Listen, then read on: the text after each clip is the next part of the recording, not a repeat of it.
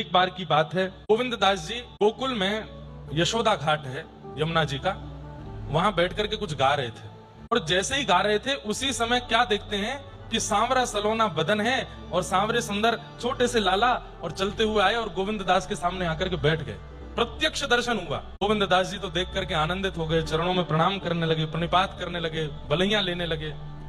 जय जय, आप श्री नवनीत प्रियालाल ही है ना? बोले हाँ। सुबह सुबह का समय था, सूर्य उदय धीरे धीरे हो रहे थे और गोविंद दास जी बैठ करके वहां आलाप ले रहे थे। ठाकुर जी आ गए। गोविंद दास बोले जय जय, कैसे आगमन भयो आपको?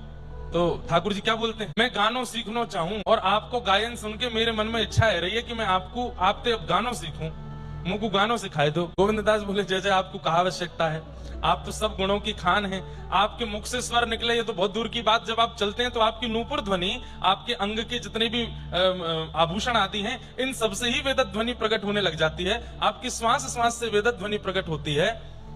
आपको राग सीखने की क्या आवश्यकता है? अरे ना है, वो वारे राग ना गाने मोकू तो वो वारे गाने। बोले कौन से? बोले जब मैं रास करवे जाऊं ना तो वहां पे सबरी सखी ऐसो अलाप ले ले करके गामे, प्रिया जी ऐसी सुंदर अलाप तारी करके गामे, मोकू मन में बड़ी गिलानी होगा, मैं क्यों ना गा पा रहा हूं इनके जैसा। गोविंद दास तुम्हारे पास बहुत सुंदर स्वर है, तुम मोकू गानों सिखाए दो। तो गोविंद दास जी सामने बैठे और ठाकुर जी छोटे से लाला बन करके बिल्कुल उनके सामने आकर के बैठ गए और ठाकुर जी ने कहा अब मैं नित्य आया करूंगा यही समय पे और नित्य तुम मोकू गायन सिखाओगे। इसलिए गोविंद दास जी जब अलाप लेते हैं तो ठाकुर जी पीछे कान पे हाथ धर के अलाप गाते हैं। छोटे से लाला जब अलाप गाते हैं तो अलाप में कुछ त्रुटि करते हैं और जैसे ही त्रुटि करते हैं तो श्री गोविंद दास जी आंख खोल कर कहते हैं नहीं ऐसे नहीं, दोबारा गाओ, फिर से अलाप लेकर के आओ।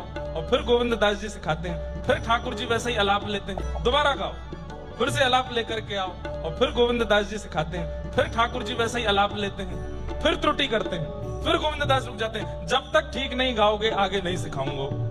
सो ठाकुर जी कभी ठाड़े होकर के गा रहे हैं, कभी बैठ के गा रहे हैं। फिर ठाकुर जी कहे मैं गोविंद दास, बोले हाँ मैं जमुना में जाके गाऊंगा, वहां मेरा स्वर निकल आवेगो।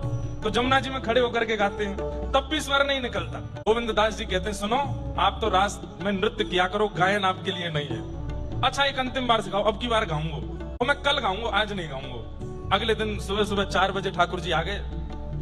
गोविंद दास जी ने फिर कल्याण राग के स्वर छेड़े, गाओ। और जैसे ही गान लगे सो गोविंद दास जी के नेत्र बंद हो गए और जैसे ही स्वर कान में पड़ा तो श्री गोविंद दास जी बोले जय जय, ये एक रात में ऐसा का खा के आयो जो आपको स्वर इतना मीठो है गयो।